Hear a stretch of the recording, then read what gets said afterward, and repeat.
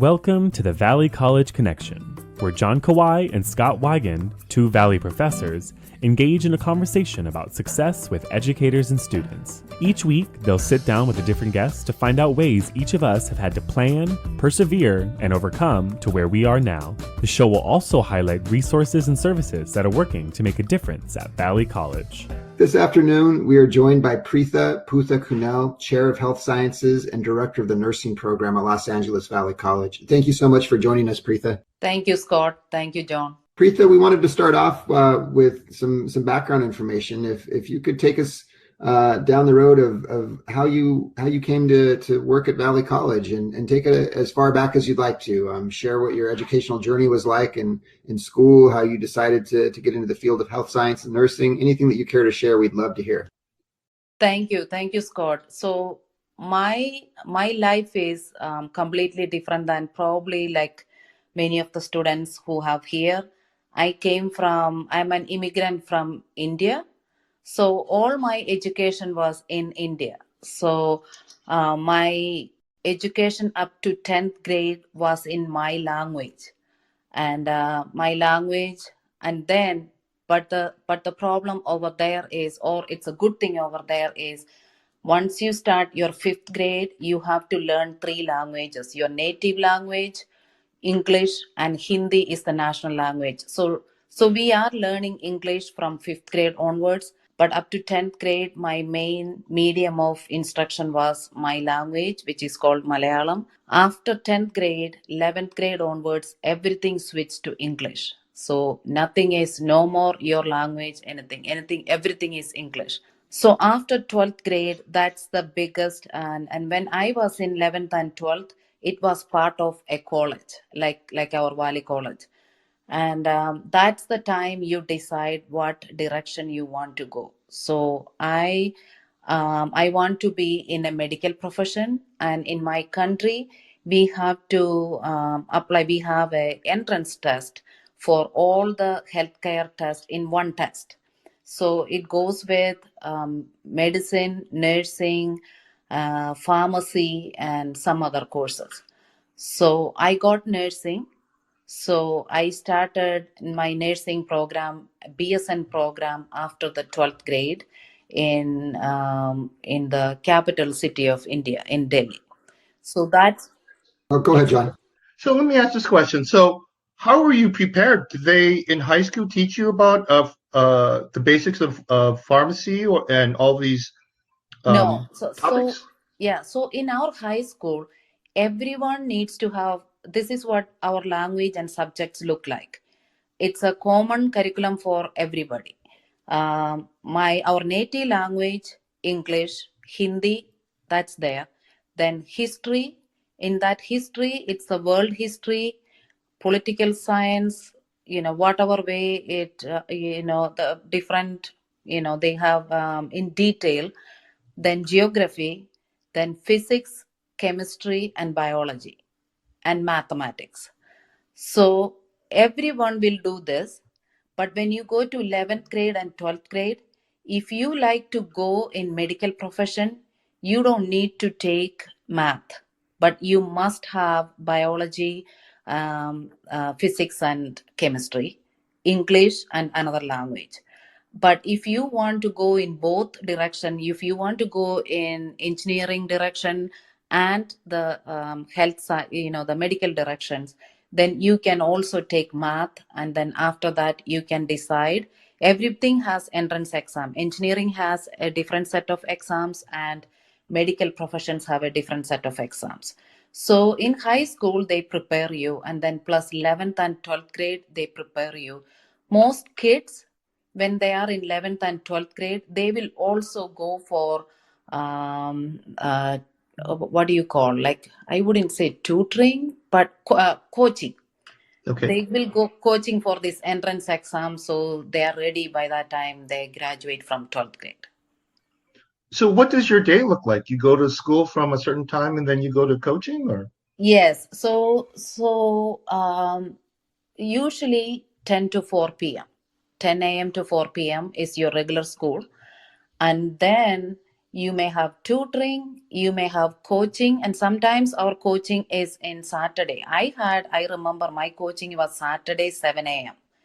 So, and Sunday you go to church or where whatever religion you follow. So pretty much we didn't have much free time, but you are always your student, your friends are also with you. Most of your friends are with you in this journey. So that's your entertainment, like doing academic work with your friends. So and many of us are going far, like you it's not, you have to take buses. So I started from my house like around 8 a.m. I reach my school or college like 9:30 a.m. So that was up to my 12th grade education. Now my nursing is completely different story. So at this time, then there's no dating, there's no hanging out with Oh, friends. hanging out friends is allowed. Dating was, we didn't even know dating at that age. Now things are different, like in this time of day, people have different way of lifestyle. But in my time, when I'm talking about 90s, early 90s and late 80s, we were not allowed to do the dating or anything. Like, our parents were, we will have the consequences. Yeah. Preeta, a question for you, a couple questions. How, number one, you said that it was in 10th grade that the transition went Yes. to fully English. So one question about what was that transition like? And then my second question, how was it that you came to the determination that you wanted to follow through and actually study in the health sciences? Is there any background of that in your family, or did you just have an interest by way of the subjects you were studying? So the first question, the transition was hard, even though, we know the language from fifth grade, we had everything. But transition, like learn all of a sudden, learning biology in English and physics and chemistry in English was really hard. So, again, as I told you before, I had tutor service for physics and chemistry. Biology, you work hard, you work with your friends. That's where your friends come in handy. We work as like a group, we study as a group. And the teachers also, like, they, when they teach you, they explain everything. We will have detailed notes, and then we share the notes from the students, from classmates. And then we have then we go for extra tuition. That's how we transition. And So how did you come to pick that high school? how, what it is, I'm sorry. How did you come to pick that high school? Are the high schools also, do you have to take an exam or to Oh, get into yeah. No, particular no. high High schools? school, from my elementary school was up to seventh grade. Our high school starts from eighth grade. So you could go in my country, you could go anywhere. It's not region bound. So I'm the youngest of eight. So my sisters and brothers already went through the education. So they knew which high school is the best, and based on my level, so they asked me, they helped me to go a particular school which had a pretty high standard. And the reason why I got, I had good grades in seventh grade, so they will look at the grades and they will see whether they will admit them over there. Yeah, it's amazing how the setup sounds much like Korea and Japan.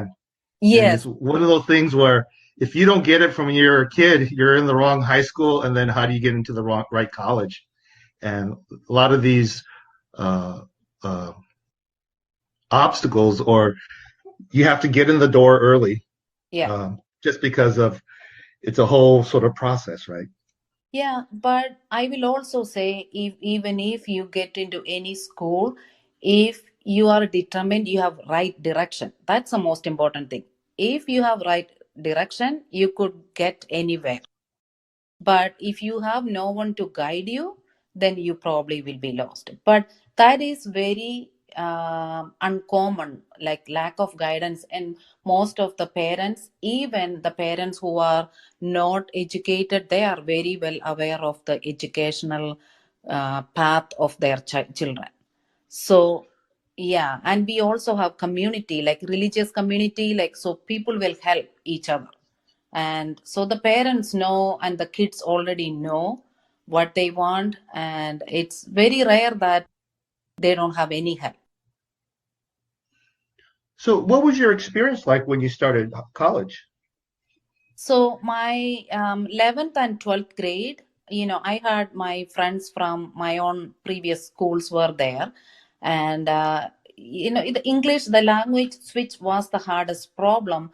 But, you are I was only 16 years old. You get friends immediately. You start talking to people, and then you don't know any other life. That's all you have, so you have to get into the mode of learning things faster, so you study harder than you used to study before, and get help from anyone if you don't know. And as I told you, I have my siblings older than me, so they helped, and you work hard. And after your first test, you will know whether you are in right track or you need more extra help, and then you take it there. So, and then after 12th grade, that's when you are going in different professional courses. Sure. And for those different professional courses, is that end up happening at a different school? Do you go Yes. somewhere Oh, else? yeah. It's completely different because I believe previously my 11th grade and 12th grade is like our Valley College system. You have different courses up to 12th grade. And then, so for example, for medical profession back in there, what we needed, you need to pass the entrance exam. Like back in the day when I was entering for that entrance exam, 500,000 kids will apply for it, and they do that entrance exam. There is only 600 seats available for medicine. So Wow. then, yeah, it's a very highly competitive. But now there are more cases, more seats available. It's much, my nephews and nieces are doctors. Their opportunities are much wider than what I had. So what I did, concurrently, you could also practice for even for BSN we have entrance exam. So what I did, in our capital Delhi, we have a college called Rajkumari Amatkaur College of Nursing. That is a central government college, like our similar to our federal government, if they run a college. And that college was like that, and it's only for nursing like from BSN masters and doctorate. So I went there for their entrance exam. Luckily, there was only 1,000 people there when I went for the entrance, and the seating was 45, the first 45. So I got in there. And over in India, you always have seats for reserved seats, like, reserved seats for minority, reserved seats for foreigners, because it was a central government college. They also had some reservation for international students. So, pretty much in general, seat 35 students will get out of 45. So, luckily, I got in. So, what was it like to walk in and look up your name? I mean, what's that experience like to? Oh my God, I think my heart dropped when I see my name was number 31. So I didn't know whether I cried, I laughed, I don't know what I did, but I was like, oh my God. I didn't, people usually wait another year. I didn't have to do that. Just went in there, got it. That was unbelievable. And again, I'm from South, and South and North India is completely two different, like a country almost at that time. So I'm coming from South, going to North. Even though I know the language of Hindi, I don't know how to speak, and I have to pick up all that. But I was so excited because that college was one of the best college in the country. So that's why I was so happy. Yeah, I remember my mother had the same experience where she went to go and look at her exam scores, and she passed, right? She got in, and Yeah. she and her girlfriends went to go and celebrate. Meanwhile, my grandmother, she's just waiting for her. She thought maybe she committed suicide.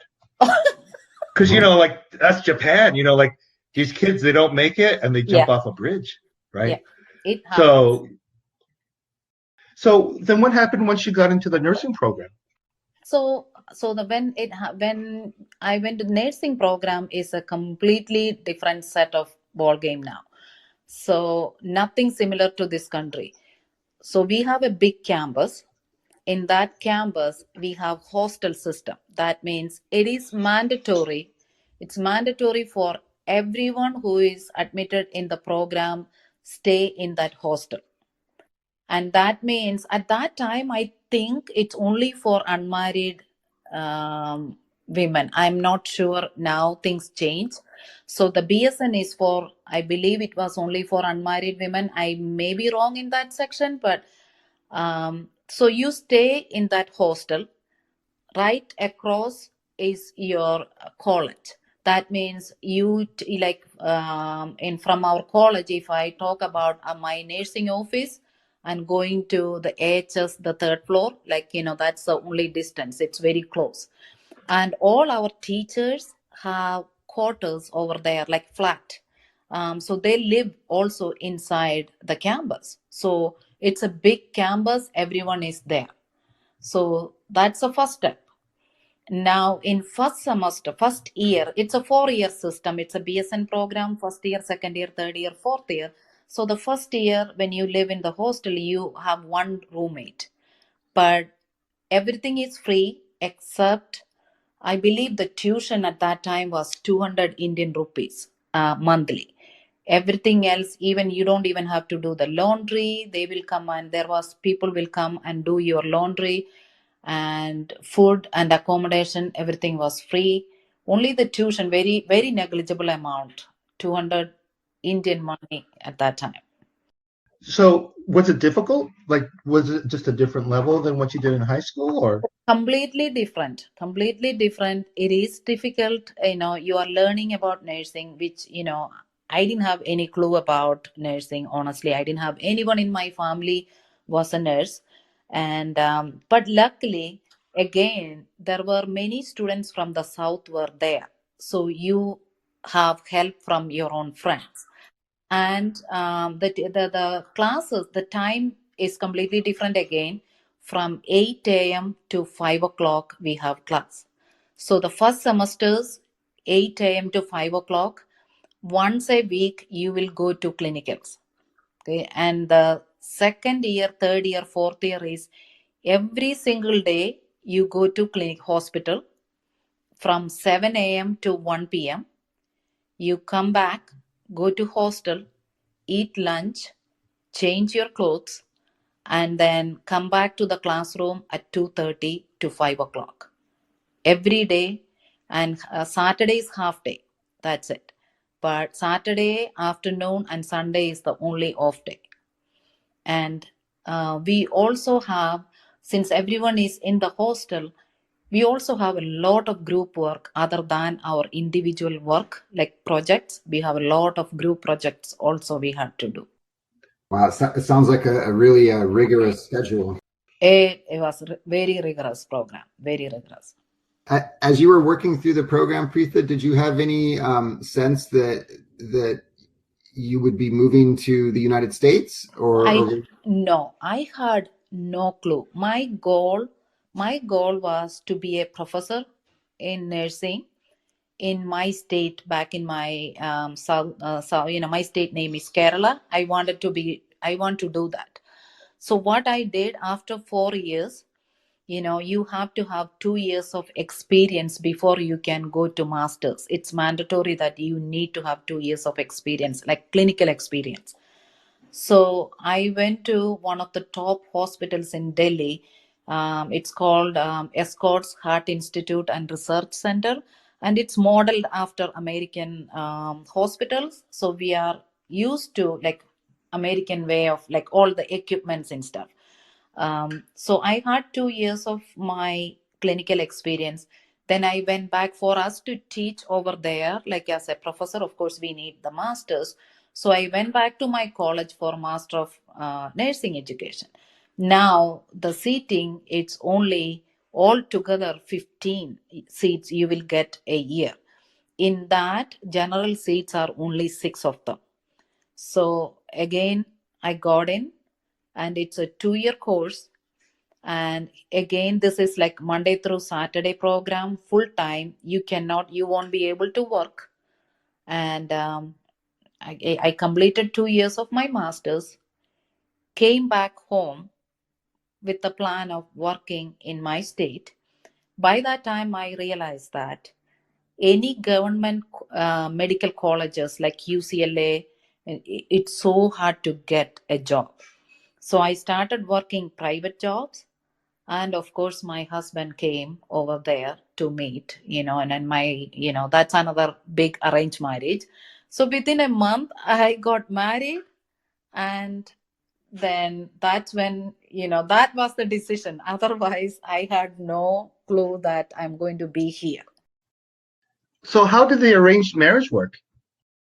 So I think you will laugh how we did it in my time. It's different now. So again, we have different matrimonial websites. Back in the day, there was no website. We heavily depend upon the newspapers. So one of our, my father passed away. Usually in India at that time, your parents look for it, or if your parents passed away, your older siblings will start looking for your good match. So my brother advertised in the newspaper for me. And my husband's family was visiting India. And my husband grew up here, and he was here since 2 years old. So his parents were the immigrants in 70s. So they came, they had the intention that they want someone from India. And what I heard is somehow he agreed, okay, I will try and see whether I will like someone. The minute he said yes, his parents booked a ticket to India, and they also. Because I have Indian friends also, and they tell me that their parents are on them. They want to take the trip with them. Yeah. So they came. So and that's the time my brother advertised in the newspaper. And my husband's father called my brother. And my brother said, we are not looking for someone who grew up there, because the culture is so different. We don't want that. But his father was so persistent. He said, can we at least come to your house? We are going somewhere and it's on the way. Let us come. And they came. And I was like, there's no way this guy is going to like me. There's no way I'm going to like this guy. So when he came, I started talking. We were talking, and we talked like 45 minutes, which I never did to any other guys who came to my house. So, and then we found out that their family is like one of our close relatives, family member. They are the family members. So we knew through them. So then the next day, everyone from that family came, and they said, you know what, these people, we know them. Both families said, we know each other. It is okay. They are going to be fine. And within few days, they fixed the marriage. In 2 weeks, I got married. Wow. And it's been 21 years, Scott. Oh my goodness. Wow. That's such an incredible story, Preetha. And so 2 weeks later you were married, and then how long before you moved to the United States? So after I got married, the paperwork took 1 year.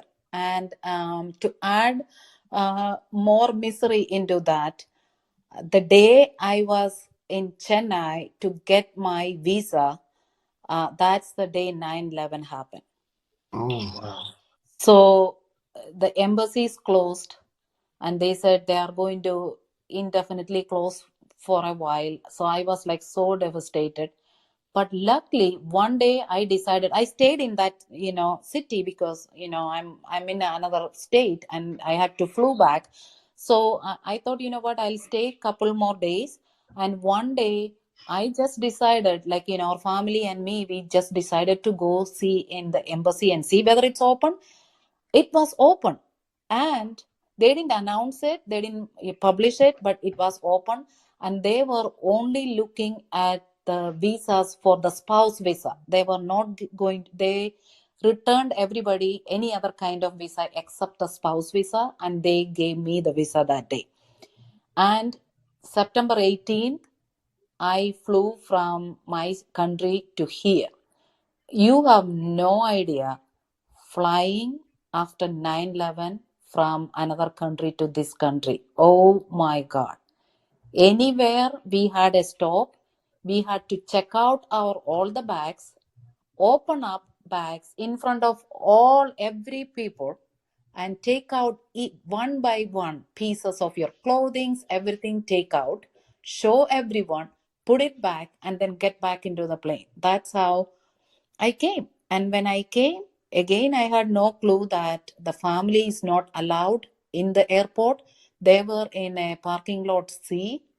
I had some, my father-in-law and my husband had some friends who were in that flight. So they told me, because I didn't even have a phone to call my husband or anyone. I didn't have anything. I just came with them. So they called, they found out that, my husband and the family is in parking lot C. And somehow we took the shuttle and went to the parking lot C. There, my husband was there with a bouquet of flowers. That's how I met him after a year. Wow, what an incredible journey. Oh my goodness. And the timing of that to have happened right after 9/11, as you said, that just added a whole other layer of Yep. complications. Yep. So when you came to America, how was that transition? So again, we have a big Indian community. So, for social part of it, I didn't have a problem. But again, now I have to start working. So the process of the board of registered nursing, like, you have to bring all your transcript first here, and then the transcript have to be evaluated by the international education, the international transcript evaluation. Then all that process, it took for a while. And my husband took me to a Kaplan place, which till today I have no idea where exactly the place is. Somewhere in Balboa, but they taught me how to take the bus to over there. So every day I take the bus and I'll go over to the Kaplan Center. I will, learn from there, and I will only, and my mother-in-law used to give me cold sandwiches because I didn't know how to use the microwave over there, and I was too embarrassed to ask people. So she would give me cold sandwiches, and I'll eat from there and come back. And my husband told me we had to do fingerprinting or live scan. I don't remember what we did this is in 2001. But he said we came to Valley College to do that. And that's the first my foot in the Valley College, I guess. And then in early part of 2002, I did my BRN and I passed the first time with the minimum questions. And so now I have an RN license. So did your Indian nursing license transfer to the U.S. or is that what the RN license is? Completely transferred. I didn't have to. We do much more than I told you the story. Like we had to. It's a 4-year program, and every day in clinicals and everything. So we do much more than what we do here, because I know the nursing program what we are doing here. We do much more than that. So everything was 100% compatible or compliant or compatible with the Board of Registered Nursing. So once you were eligible, where did you work? Okay, so I got my license. Luckily, at that time, there was a huge nursing shortage. So my husband and his family lived in North Hollywood.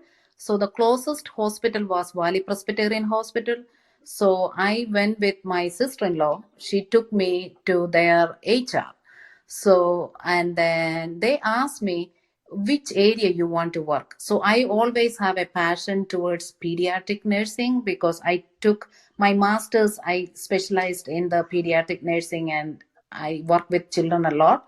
So I said pediatric. And next thing I know, she's calling someone. And what she did is she called the manager of pediatric nursing, and he said he's ready to interview me right there. I had, I didn't prepare anything. And he asked me few questions. And then he said, where do you want to work? I said, I like to work in pediatric. He said, do you want to work in pediatric ICU? I said, like, do you think I can work? He said, yeah, you can work anywhere. I said, okay. So that's how they hired me for pediatric ICU in Valley Presbyterian Hospital. Wow. What was the experience like when you started there? Was the ICU training different from what you had in your education, or was it something you were prepared for, that aspect of it? So remember I told you after my BSN, I worked 2 years in a heart institute. That Yeah. hospital was completely modeled like American way. And I worked in their ICU, so I have experience for adult patients. So all the equipments they used, I was used to it. Here, like a servo 300 ventilator, I'm used to it. I knew. Over there is no respiratory therapist. So the nurses and anesthesiologists do that job. So I knew the jobs. But the approach to the patient is completely different from India to here. Here we are more like a psychosocial aspect. Over there is like more black and white. Hmm. So that aspect was different. And again, I had real good mentors in Valley Press. And but I have to say, the second day of my Valley Press ICU, I got a baby with a ventilator. It's a home ventilator. I had no clue about it. And the pediatric ICU, the intensivist, respiratory therapist, and the nurse, three of them handheld me that day. If they were not holding me like that, if I would have left that day because it was really hard for me. But they were with me that 12-hour shift. Then, I talked to the manager. Then my real mentor came the next day. So I did the night shift. I have to say that Valley Presbyterian Hospital taught me everything about America. And they taught me all good, how to treat people, like how people will be. That the I would say that's the one of the most. I always say that's my mother's house. Valley Presbyterian, till today I am very, that place is very close to my heart. And I worked there until 2008. And While you're working in this capacity at Valley Presbyterian, Preetha, did you still have any of your previous sort of desire to work as a professor, or at this point were you focused okay, on working in the hospital? so see, this is the beauty of nursing. In nursing, if you are a registered nurse, whatever your passion is other than nursing, the nursing will allow you to do that. I had no, the first 1 year I told you, I didn't know anything about the system, so it was really hard for me. But one good thing they did, knowingly or unknowingly, they gave me the hardest patient every day. The Sure. most, if you have two ventilators, I get that two ventilator patients that day. I know for sure. But within 1 year, I learned the system inside out. I learned how to take care of pediatric ICU patients. I learned how to take care. We float to pediatrics, so I learned that. Then we also float to neonatal ICU, so I learned that. And gradually, that's when I met the Los Angeles Valley College team. The clinical instructor, bring the students for pediatric nursing experience, and she started giving me students, and they work with me, and I teach them. Soon, my managers started giving me new employees to orient, and then I started getting the BSN students for leadership. They come. So I always have either one or minimum one student or two student with me while I was in Valley College. And that's how and they always say that you teach really good, so you will be good as a teacher. So everyone identified that nature in me. But I didn't want to go anywhere because I didn't know anything other than Valley Press at that time. But the teachers always, the one of the clinical instructor, you probably know Kathy Snyder. She always tell me, Preetha, you should apply there. You can work as a clinical instructor. And once Valley College had a COPE program with Valley Press, and they wanted additional clinical instructors. And my manager came and gave me the flyer. Why don't you apply for this? And it will be good for you. So I applied, and that's how I got my first clinical instructor job in Valley College. And what year was that, Preetha? What year? 2009 February. Okay. Yeah. And then, so at this time, you're teaching part-time and still at Valley Press? I, from Valley Press, I also moved to Kaiser at that time because Valley Press, it is really nice, but, I needed more. And for, better insurance purpose and better pay purpose. And also, I kind of learned everything I could from Valley Press. So I moved to Sunset Kaiser Pediatrics.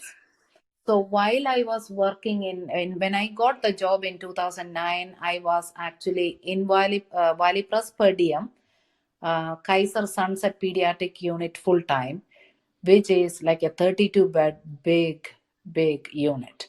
And I was doing the part-time clinical instructor here. Wow, that's a lot. It was a lot. It was a lot. I have no idea how I did all that, but I did. And then, at what point did you become full-time? So since 2009, I started working Valley College. 2012, Kathy Snyder retired. I have to say, these people, they tricked me into it. I would say full-time faculty like Wendy and Trick. One day they called me and I was working in Kaiser. They said, Preetha, we have to tell you something. I said, what? You need to apply to this full-time position. Okay, I said but they told me the most amazing stories about Valley College, but they never told me what is it going to be as a full-time person. I fell into it. I fell in that trap. I applied and I got the job in fall 2012. That's when I became the full-time pediatric instructor. And how has your experience been at Valley College? I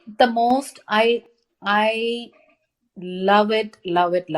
Even though it's so, you guys know, we know, like there was so much work other than teaching. I didn't know the behind scene work, I didn't know. But even everything I learned, I really love teaching. I feel like, I can work maybe 24/7 without, like my body will be tired, but my mind will be okay.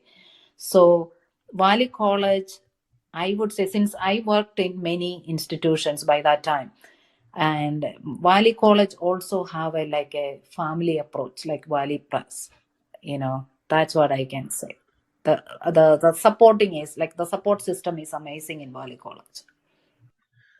So what do you find is the most important thing in the nursing candidates that you bring into your program? So when someone come, what I'm looking for is, are they, so the most important, their attitude. Are they passionate about nursing? Are they a service-oriented person? Are you academically strong enough to withstand the rigor of this program? So these are some of the stuff. And most importantly, I would look at your attitude, your willingness to learn, willingness to change. Can you empathize with someone? Because you're going to take care of someone when they are very vulnerable, and you have to be strong. So that's what I'm looking for. Yeah, I think for me, my wife is a nurse, and my sister-in-law is a nurse, and I have a lot of nursing friends. Yeah. And I find that the thing that's so amazing about the job is that it challenges you spiritually, it challenges you intellectually, and Yeah. it also challenges you physically. Oh yeah. Oh yeah. And I think that's the part that people don't realize, right? Oh That yeah. Oh yeah. it's a workout. Yeah. And when my part of my experience in Kaiser, I had also adult patients. So the physical challenge comes in, that's where it is. Like, you have, you have maybe one nurse and a CNA. Sometimes you don't have anyone and you need to turn the patient. There is no one. You have to do it. And the ergonometry come in handy, and like, uh, you have to put someone else first before you. They may be, that you, and you need to do that. And with you have four patients, and four patients, like, they are in acutely ill, and their needs are so different but all important for them. So a nurse need to prioritize, critically think, and if she has four patients, she has to realize which patient, or he has to realize which patient I'm going to address, which problem I'm going to address first. And every day it changes, every minute, every hour patient status change, and you have to be adaptable. And you cannot say that, what, I'm tired, I need to break. No. Yeah. And I think the other thing when I talk to nurses, the one thing they hate the most is a RN who refuses to change a dirty diaper. Oh Right? no, RN, Right? Isn't that rule one of just who the nurses that other nurses hate is the RN that won't get their hands dirty? yeah, no, there is, when I was working in Kaiser, so in pediatrics, there is like, you do everything, because, peds and children and pediatric ICU, there's not even a CNA or anyone. When I went to adult nursing, there is, even though there are CNAs, you cannot look for or wait for someone when someone needs help, like in that direction. I every day I went to work, I had to clean diaper, I had to clean patient. That's a routine for a nurse. And if you don't want to do it, please do not enter in this career. You have to, and think about it, when you are sick, or when you are, do you want to be in a bed without bathing, or do you want to be in the midst of urine? You don't want to be, right? And the same thing is person who is in front of you. You have to think about you in that situation and clean them. Yeah, I had a friend, very close friend, and she had one more year of nursing to finish to get her BSN, and then she just realized that she didn't want to clean an adult diaper for the rest of her life, and she Yeah. changed majors, and it was a good decision, Yeah, it's a right? good decision. I appreciate her honesty. I salute people who make decision and leave. Yeah. Preetha, within your kind of path here, you became full-time in 2012. When did you become the department chair for health science? So I became assistant chair in 2016, and knowing nothing again. I have to say that our previous assistant chairs were assistant chair for their life. So I thought that's how I'm going to be. Then 2017, LACCD gave that golden handshake. Our director retired.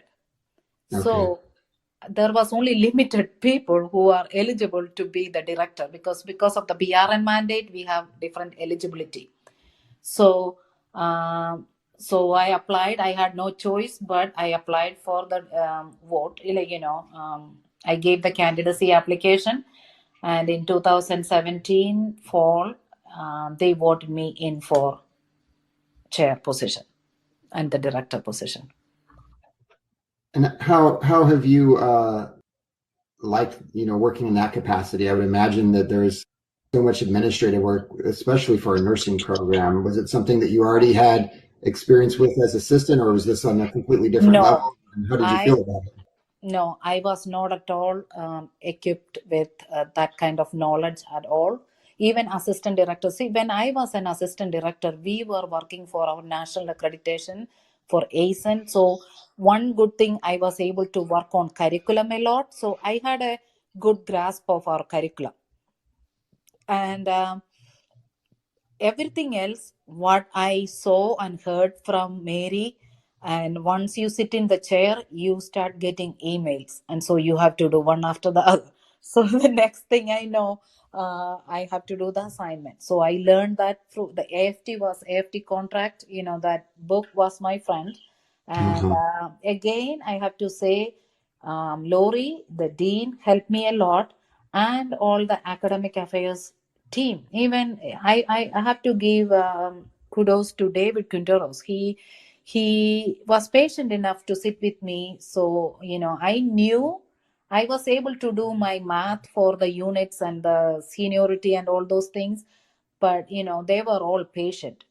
Nona, she helped me a lot. And many people, down the line help me.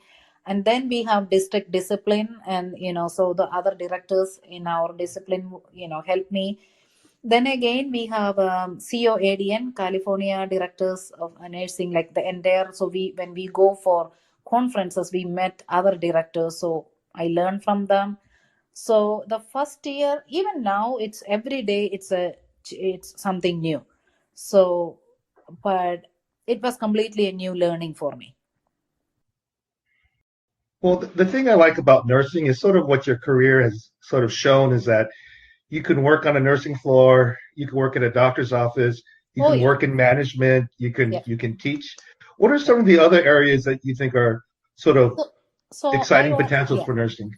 So I always tell them that you tell me any kind of a career or like a job, we have that in nursing. Like if a nurse who love computer science, she can go as a nurse informatics, or she can work in the hospital as a registered nurse and be in a committee where they maintain or manage the electronic medical record. So all that work, like the technology savvy person can do that. So she can go later in the nurse informatics position. And if you are a business oriented person, you can get home health agencies. And so if you can run the business through that. So now if you are a Monday through Thursday Friday person and you want to work around your kids schedule, outpatient clinics is an option. And another option is a school health nurse, so you can do that. And inpatient, again you have med surg, and then you can advance your med surg to telemetry, then ICU. Then if you don't like adult patients, then you can go to pediatrics, you can go to obstetrics and labor and delivery, neonatal ICU, and even geriatrics. And then there are skilled nursing facilities you can go. There is rehab places where you can work. And so any kind of job you like. And case management, palliative care nurses. So the nursing opportunities are endless. And if there is a person who say that I want to be outdoor, there is like helicopter nurses, like the emergency ambulance team. Yeah. There are transport nurses. So you name it, you can find something what you like in nursing. So that's the most advantage, like if you become a nurse. And many of my friends are now nurse practitioners after the nursing degree, and many of our graduates are also nurse practitioners. And then what does that allow them to do? And how is that different from a physician's assistant? The physician assistant, I believe they don't need a doctor's license to sign. Nurse practitioner is still working under a doctor's license. I see. They still have to, they are not, I don't think they are independent yet. So that's, Preetha, I just wanted to get your sense of, with so much experience and diversity in terms of programs that you've seen and places where you've worked, what would you say makes the nursing program at Valley College stand out for any students or anybody who perhaps is interested in health science and interested in nursing, what's unique about Valley College's program? So Valley College program is, first of all, it's a Board of Registered Nursing approved. Second, we are nationally accredited by ASN, Accreditation Commission for Nursing Education, which if you look at California, not that many colleges have. They are trying now to almost everyone to get that. So we have those two. That means our standards need to be higher always. So our attrition is only like in teens, like 16%, and retention, of course, is high. Our pass rate before COVID was 94-95% for the first time takers. So, and also the clinical experience, we try to give the best clinical experience. We go to Kaiser, and we go to Providence System, Sherman Oaks, Valley Press. Where else we go? Like we go to almost all the neighboring big hospitals and clinics. So our varieties of learning experience we are giving, it make them easier for them to transition when they graduate and to be a entry level nurse. Yeah, and let me say this too, because I actually talk with every nursing candidate, nursing student, because I'm the one who teaches them their dosage calculations. Yeah. They will say that their teachers are great.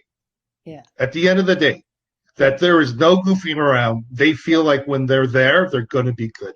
Yeah. Right. There's just a certain professionalism that is demanded of all the nursing faculty that is just outstanding. Yeah. So one, those kids, they run hard, but they believe in what they're being taught. Yes. And then I think if you just look at the data, so for me, whenever a student comes up to me and says, I'm going to go to this private college, it costs me $40,000 a year. And I say, okay, wait, I'm not saying no. And you say, let's look at what percent of the people graduate. So when you get in, after you pay your $80,000, you get a degree. And let's look at what percent of the people actually pass the nursing board. It's not going to nursing school that allows you to be a nurse, but it's passing and then passing the board. Yeah. And if you look at Valley College's numbers, we're one of the top. Yeah. You just can't compare. Yeah. And again, I forgot to say another thing which stand out. We do a lot of resources and tutoring services, which when I talk to my colleagues and they say, "Why you guys do that?" We have that reading comprehension, dosage calculation, pharmacology tutoring. I told my students, if you need anything, you come and let me know. I will make it happen. I will make it happen. That I would tell them that's a guaranteed tutoring service I can give you. You don't have to worry about how you will get the resources, but you have to identify. Sometimes as a faculty, we can identify your weaknesses, but sometimes you have to come and tell me. Sometimes the students won't say that they don't have a place to study. I said, like, if until and unless you tell me, I cannot help you. So we try to do all kinds of like assistance from any capacity, when they come to our house. And we also do an open house before each incoming classes come with their family, and we let them know, the family, like, their students, their family members who are in the program, they are now LAVC nursing family, so they will see us more than they see you. So for 2 years, so please be ready for that. So we give that kind of upfront, we let them know it's not easy.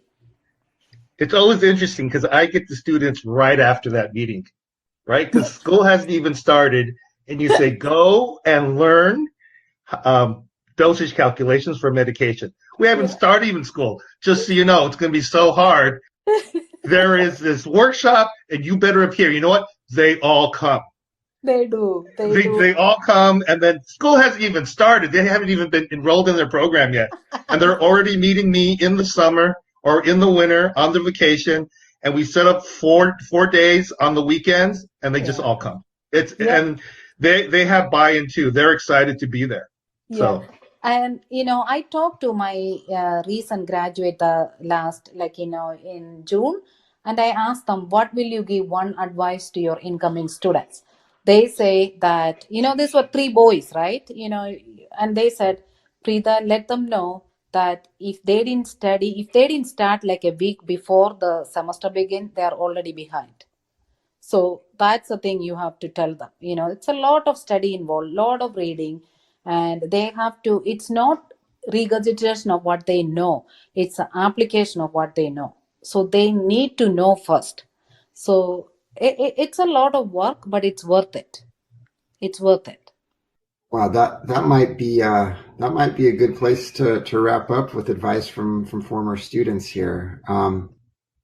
Preetha, I just want to say thank you so much for taking time out of your incredibly busy schedule and day to share with us your story, and for giving us so many interesting details in the background of what your journey was like.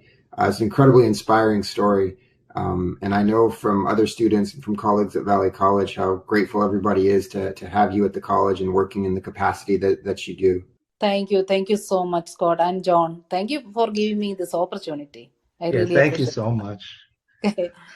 Okay, bye.